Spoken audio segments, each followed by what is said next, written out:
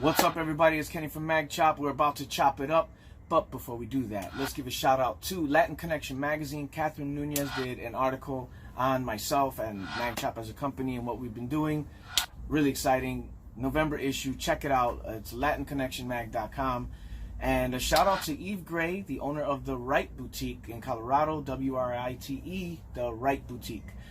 She actually wrote a really cool little thing on the 15-ounce collection. So you will see in Noco Style magazine, you will see them mention the MagChop 15-ounce collection. I'm looking forward to seeing that. So shout out to those two for showing MagChop so much love. Without further ado, let's chop it up.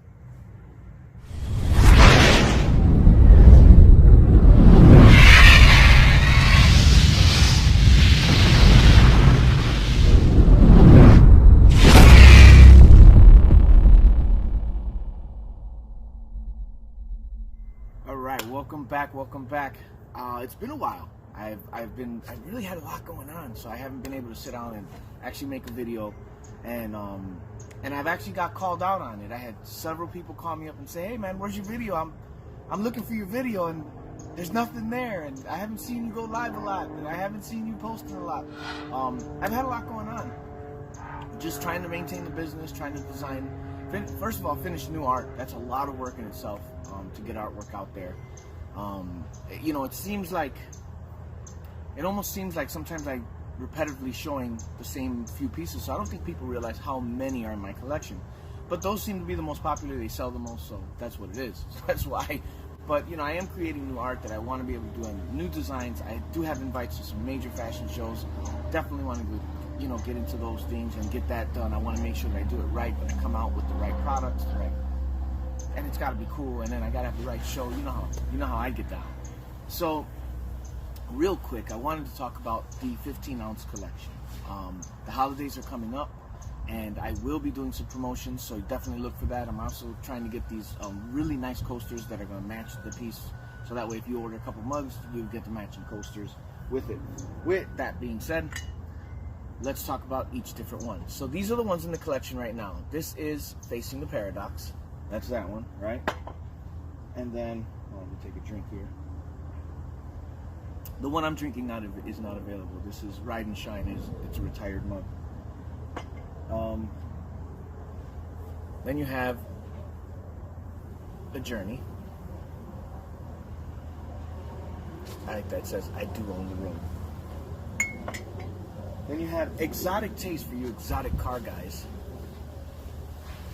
This was inspired by the Exotic Car Society in South Florida. And then you have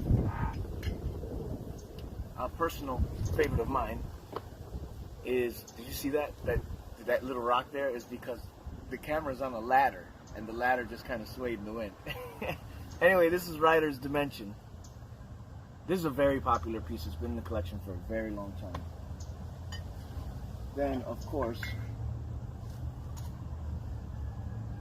this is Through Her Eyes. So that's Through Her Eyes. The singer Cynthia, Dream Girl Cynthia, actually owns one of these mugs, which is pretty cool. Then you have Real Passion. So if you're for that fisherman in your family, a fisherwoman. Then you have Iron Freedom. And this is obviously motorcycle themed. So those are the 7 that are in the collection right now. Now, at the end of the year, of course, one of them will retire, and a new design will be introduced, as always. All right, let's get into my absence. I talk a lot about, as you're an entrepreneur, the things you're going to go through, the things you're going to experience, and sometimes life happens and you get hit, you know, and we got hit. And we're back on our feet, but we were hit. And I took a job. I haven't had to work because MagChop has been good for me. But when you take a hit, sometimes you got to bounce back. And so I ended up having to take a job, which was very humbling for me. Because it's not easy once you've experienced the freedom of not having to answer to anyone, not having to wonder if someone's in a good or bad mood, whether you you did the job right or not, whether you remembered or forgot something. You know, when you work for you, you hold you accountable, and you have to really hold yourself accountable. So you are your boss, but it's your company, so you're gonna work a little different because it's you, it's your brand. And I gotta say that what I've learned in this company has been phenomenal. What I've been learning has been it's a new field for me and everything. But these are the things that you go through as an entrepreneur. When I told a member of my family that I had gotten a job, their response was, "Oh, you have a real job now?"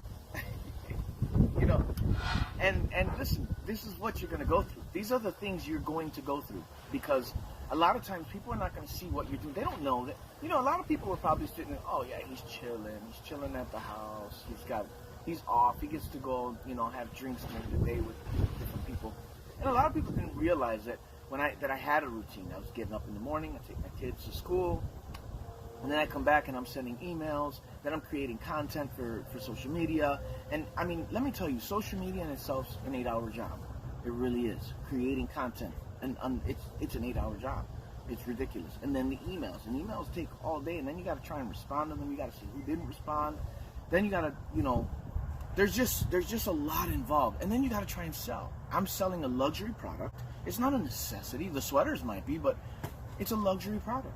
So the sales fluctuate with the economy. They fluctuate with where people are at in their life at that moment. You know, towards the end of school year, people are thinking about traveling. They're leaving. So sales drops, right? So these are the things that you're going to experience as an entrepreneur.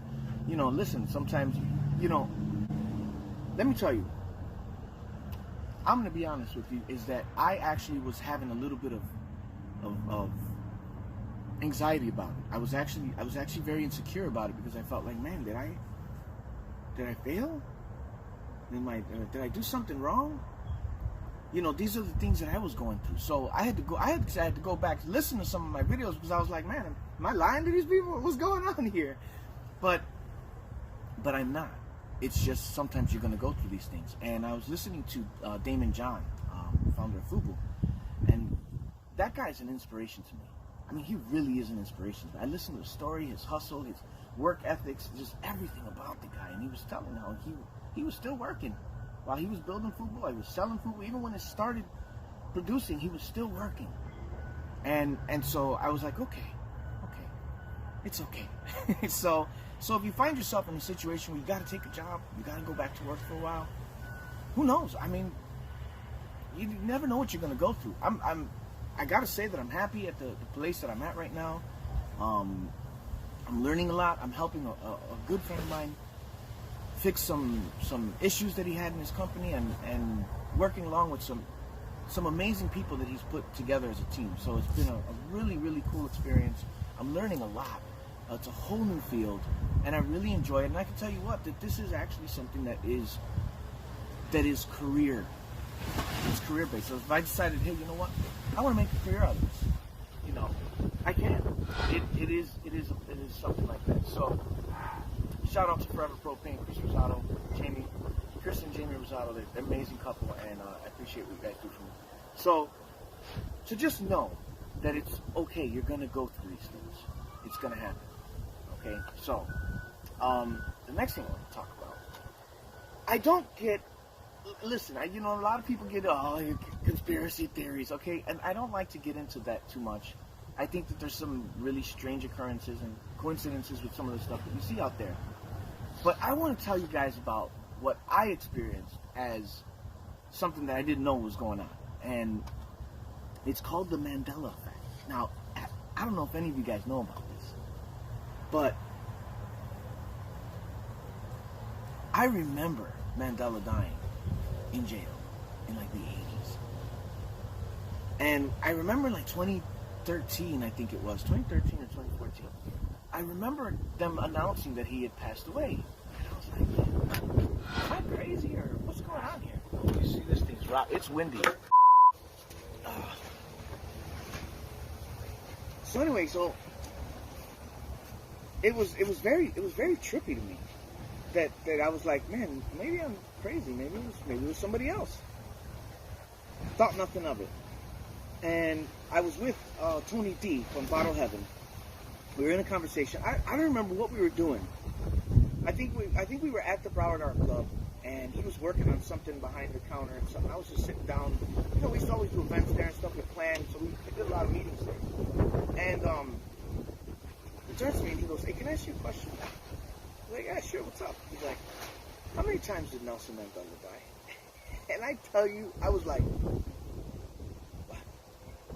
He's like, "How many times did Nelson Mandela?" I'm like, "Dude, you know, I always thought that he died twice." Because he did. And I go, "Man, it blew my mind." I'm telling you, it blew my mind. I was like, what's going on here? So it turns out that there's this whole thing with this Mandela Effect. And I mean, many of you guys have probably heard about it now, where it's Luke, you know, he doesn't say, "Luke, I'm your father." He says, "No, I'm your father."